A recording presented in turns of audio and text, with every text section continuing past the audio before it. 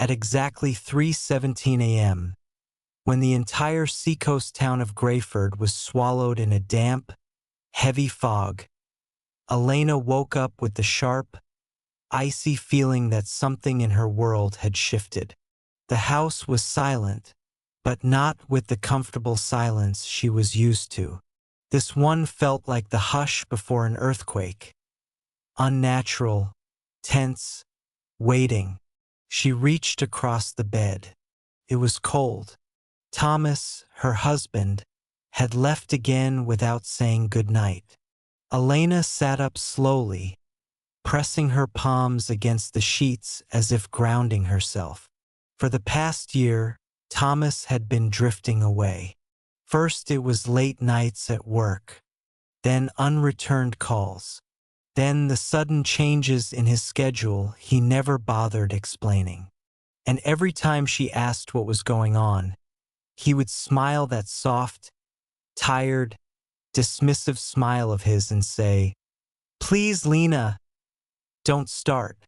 Tonight, however, she felt something different, something final. She rose, wrapped herself in a robe, and walked to the kitchen. The minute she switched on the light, she froze. There was a message written on a piece of torn notebook paper, placed neatly in the middle of the table. "I'll explain everything soon. Stay safe. Trust no one. T." Her stomach lurched. Thomas never left notes, and certainly not ones like this. Her pulse quickened as she scanned the dimly lit room, half expecting someone to emerge from the shadows. Before she could process anything, her phone buzzed violently on the counter. An unknown number. She answered, voice trembling. "Hello." A man's whisper. Urgent. Breathless. "Mrs. Hale. They're coming for you." Her heart stuttered. Who is this?" "You need to leave the house now. Don't take anything. Don't call anyone. They know everything. They know what your husband did. They know you're still alive." Still alive? Before Elena could ask anything else, the line clicked dead. She stood very still, phone clenched in her shaking hand. What did Thomas do? Who were they? Why would she be in danger? And then, just as she began to doubt whether this was real, she heard it. Car engine outside. Then another. Then footsteps on gravel. Multiple footsteps. Elena's breath caught in her throat. She looked at the back door too far. The windows too risky. The attic too slow. She ran. She grabbed only her keys and bolted out the side door as a shadowy figure approached the front entrance. She heard the front door crash open behind her as she sprinted barefoot into the fog, cold wet grass cutting into her skin. A man shouted from inside the house. Another voice followed, closer than she wanted to believe. "There. Back of the property. Move." Elena didn't look back. She darted toward the old barn, heart thrashing, lungs burning. She slipped inside, slammed the wooden door, and hid behind a stack of crates. Her fingers shook uncontrollably as she tried to steady her breathing. She heard them outside. She can't be far. Spread out. Boots in the grass. Breath. Silence. Elena closed her eyes. For a terrifying minute, she thought they were going to burst in. But then, gradually, the voices faded, the footsteps moved on, and the engines revved, driving away. She was alone. She stayed hidden for several more minutes before she dared to leave. She stole through the back fields, avoiding the road lights until she reached her car half hidden behind an abandoned farmhouse. She climbed in, locked the doors, and forced herself to inhale slowly. She needed answers. And there was only one person who might know something, the one person she'd promised never to speak to again. Her sister, Julia. They hadn't spoken in 3 years. Not since the fight, not since the betrayal. But now, Elena swallowed hard. Pride didn't matter anymore. She drove. The coastal highway was empty at 4 a.m., and the world outside seemed almost unreal. Just fog, faint moonlight, and the rhythmic pulse of danger behind her. She kept checking her rearview mirror, but no car followed. No headlights. No movement. Only her reflection, pale and terrified. She pulled into Julia's driveway just as the sun touched the horizon. She knocked once, twice. The door opened. Julia stared at her in disbelief, her expression shifting from shock to caution to a kind of sad understanding.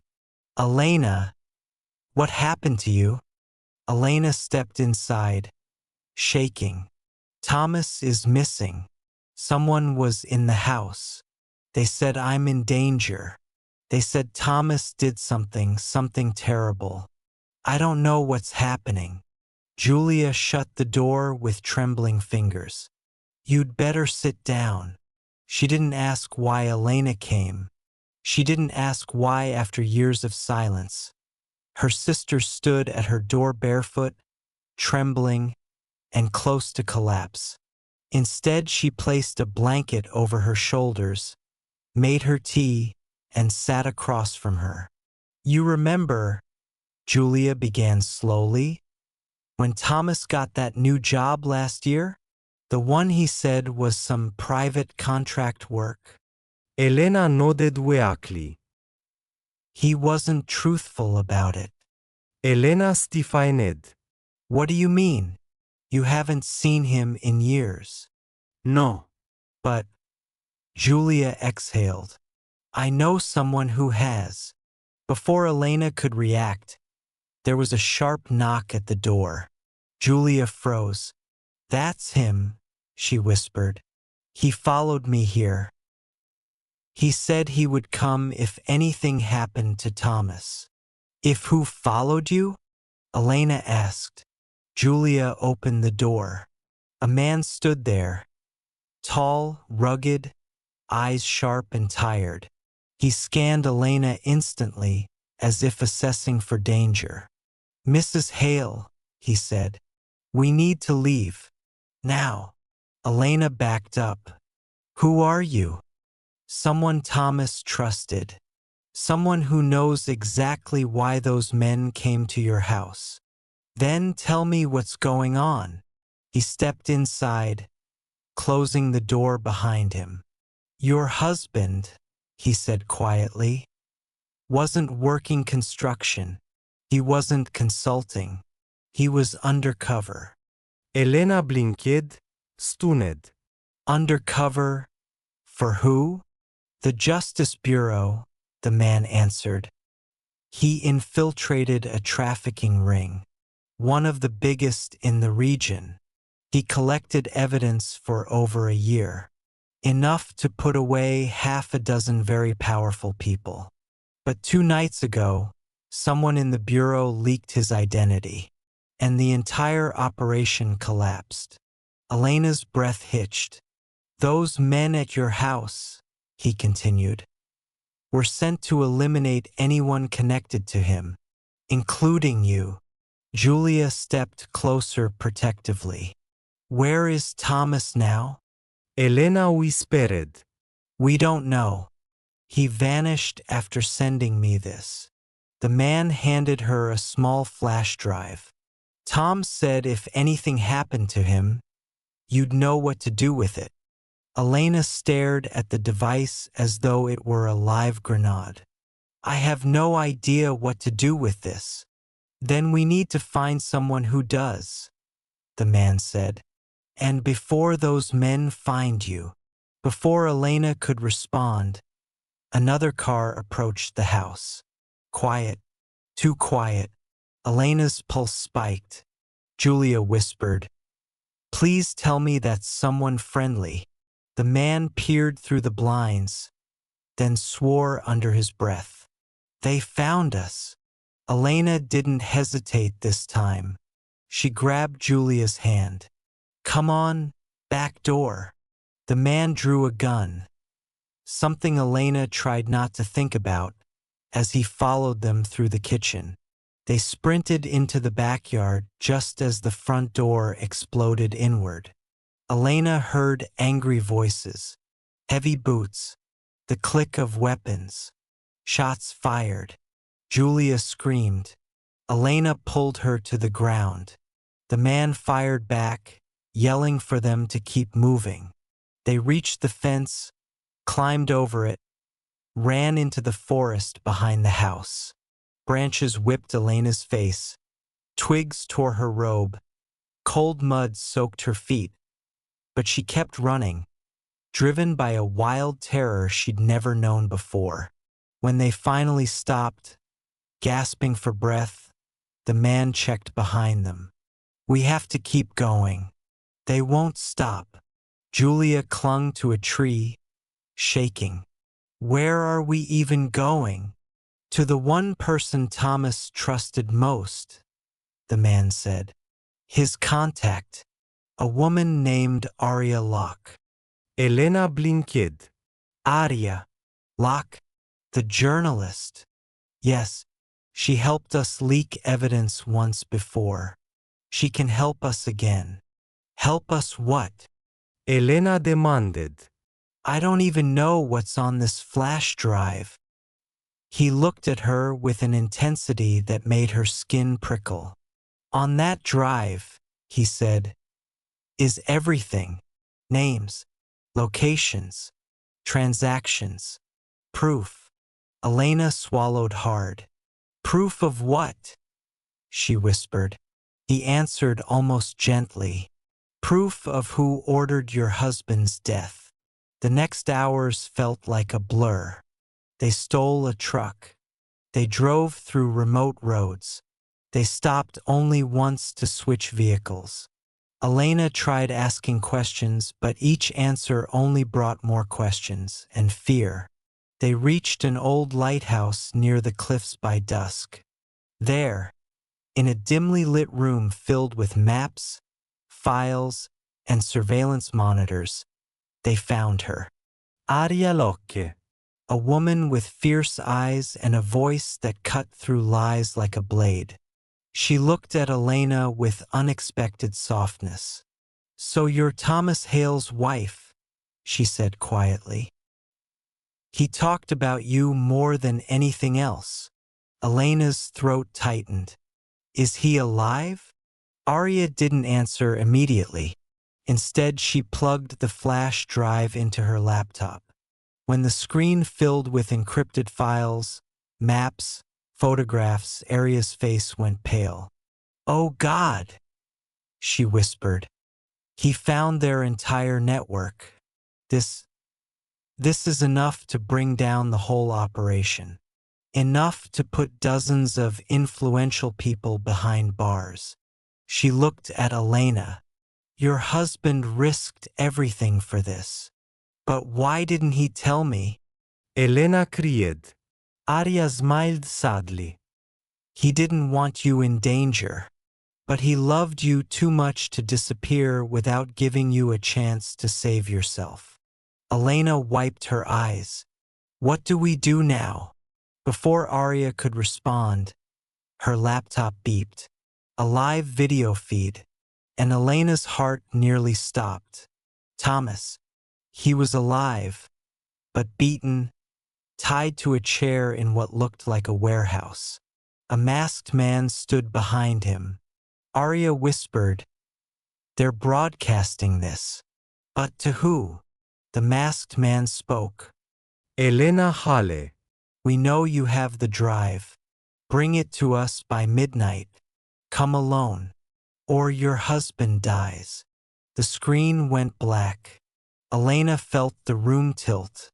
Julia put a hand on her shoulder, but Elena stepped away, breathing hard. The man from the bureau shook his head. It's a trap. If you go alone, they'll kill you too.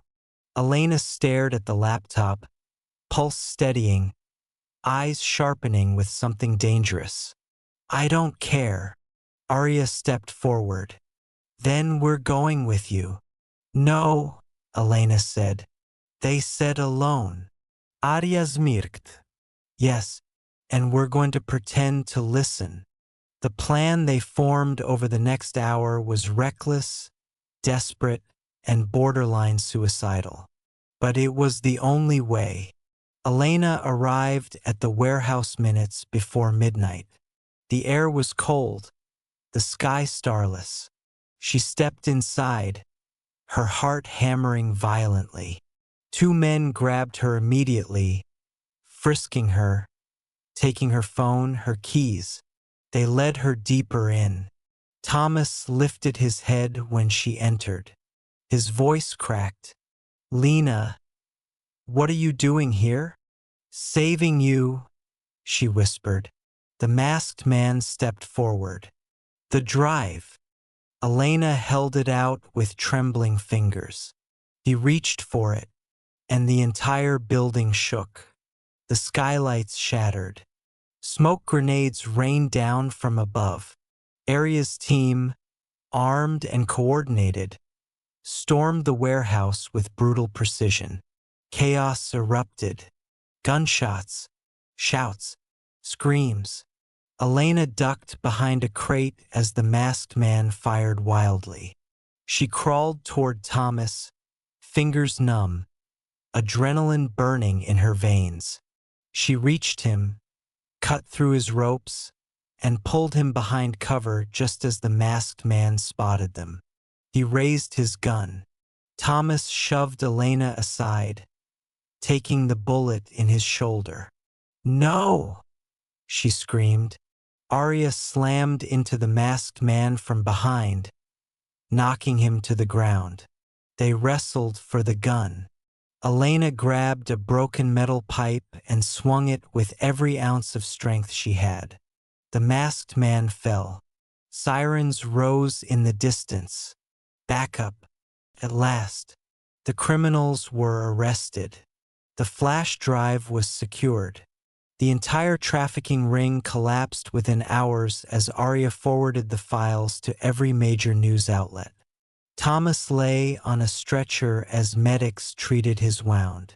Elena sat beside him, holding his hand as if afraid he'd vanish again.